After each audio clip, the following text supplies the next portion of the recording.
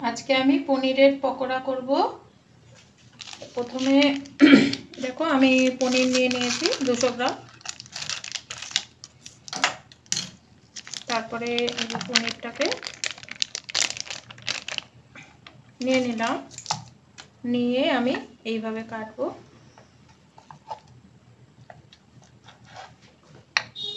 কেটে নিয়ে তারপরে মধ্যখান থেকে এরকম করে কাটবো।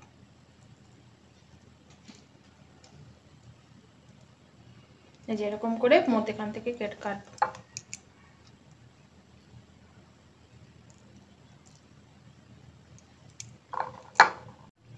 এবার পনিরটাকে আমি ম্যারিনেট করার জন্য দেখো প্রথমে আমি তো এর ভেতরে আমার কাছে এই যে পুদিনা আর ধনিয়া পাতার এই চাটনিটা আছে। কারোর বাড়িতে না থাকলে সে পুদিনা পাতা আর ধনে পাতা আর রসুন আর লঙ্কা দিয়ে চাটনিটা আর লেবু দিয়ে চাটনিটা করে নেবে। আমার কাছে আছে, আমি আর করলাম না। প্রথমে এই যে পনিরটাকে যে দুভাগ করলাম, এই যে দুভাগ যে করলাম, এই মধ্যেখানটায় এই চাটনিটা দিয়ে দিতে হবে। যেরকম করে এরকম করে এই চাটনিটা দিয়ে দিতে হবে।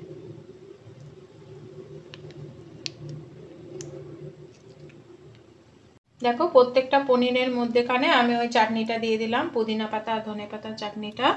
এরপরে আমি ম্যারিনেট করার জন্য আমি একটা লেবু নিয়ে নেব। আচ্ছা, অল্প একটুখানি নিলাম, বেশি না।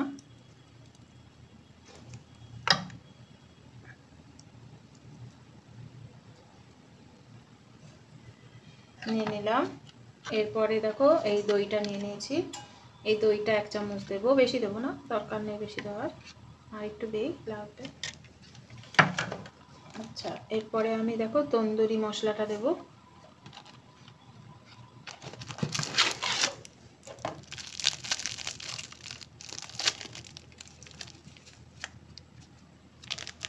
এটা দিয়ে দিলাম। এরপরে আমি রেড চিলি পাউডারটা দেব, কাশ্মীরি রেড চিলি পাউডার।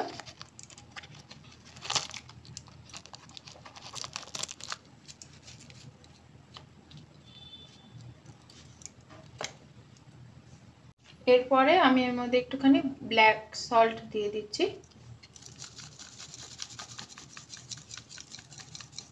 এরপরে দেখো সব মশলা দিয়ে দিয়েছি।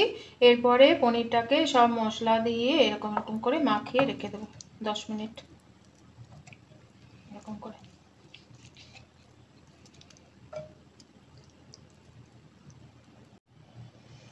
দেখো আমার সবকিছু মাখা হয়ে গেছে। এবার ম্যারিনেট করার জন্য 10 মিনিট থাকুক, ততক্ষণ আমি ব্যাটারটা গুলে নেই। ব্যাটারটার জন্য আমি দেখো প্রথমে ময়দা নিয়েছি। ময়দা নেব 4 চামচ, 4 চামচ ময়দা।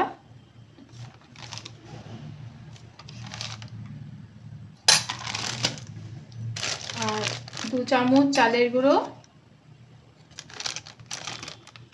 চাল আটা।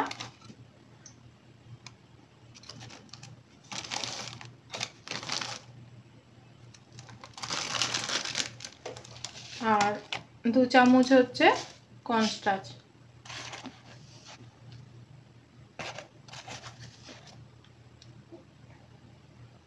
এরপরে আমি দেখো 1/2 চামচ বেকিং সোডা দেব।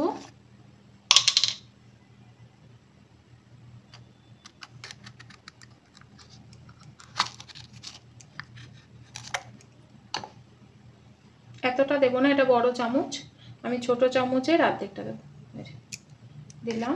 এরপরে আমি 1/2 চামচ চিনি দিলাম, সুগার।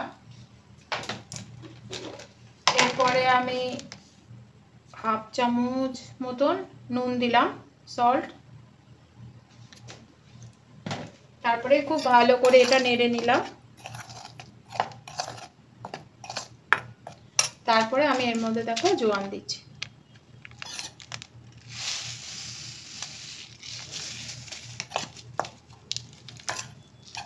খুব ভালো করে নাড়া হয়ে গেছে।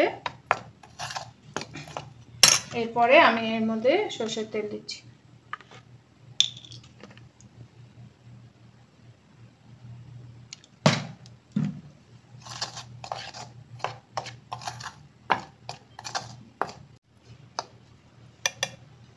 সব দিয়ে নেড়ে নিলাম, নেড়ে নিয়ে সবার লাস্টে একটু চিলি ফ্লেক্স দিয়ে দিলাম, দিয়ে খুব আস্তে আস্তে জল দিয়ে এটা গুলছি, যেন বেশি ঘন না হয়।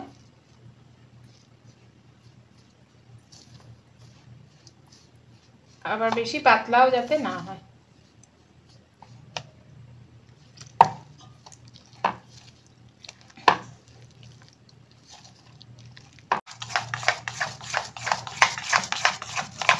দেখো ব্যাটারটা পুরো গোলা হয়ে গেল। সবার লাস্টে আমি এর মধ্যে একটুখানি লেবু দিয়ে দিচ্ছি,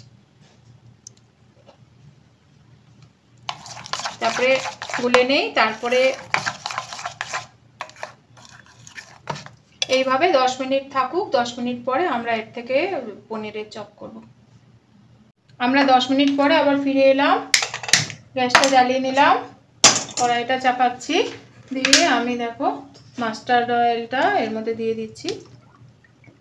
একটু বেশি করেই দেবো, কারণ পনিরের এই চপটা একটুখানি বেশি তেলেই ভাজা হবে।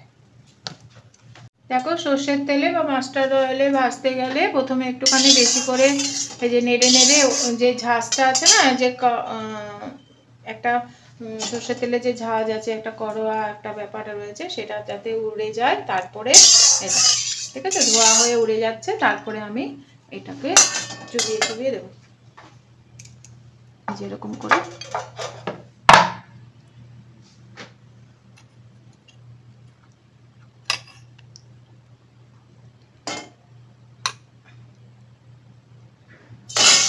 ছাকা তেলে দিয়ে দেবো এরকম করে।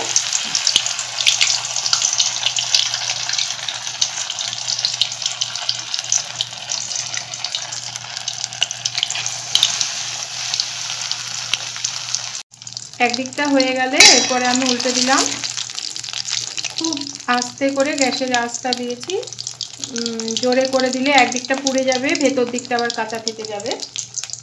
অবশ্য পনিরের কোনো রান্না করার সেরকম ব্যাপার নেই, তবুও ভেতরে মশলা টশলাগুলো আছে, সেগুলো যাতে ভালো রান্না হয়, এরকম করে করে।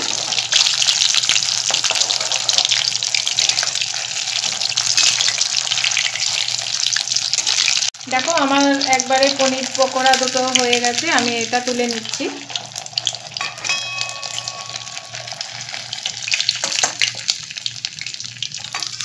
এরকম করে বাদ বাকি পকোড়াগুলো ভেজে নেই আমি, তারপরে আবার তোমাদের দেখাচ্ছি। আমার দেখো পনিরের চপগুলো সব হয়ে গেছে। তোমাদের কিরকম লাগলো আমার এই চপটা, পনিরের চপটা? তারা তোমাদের একটু কেটে দেখাই কিরকম।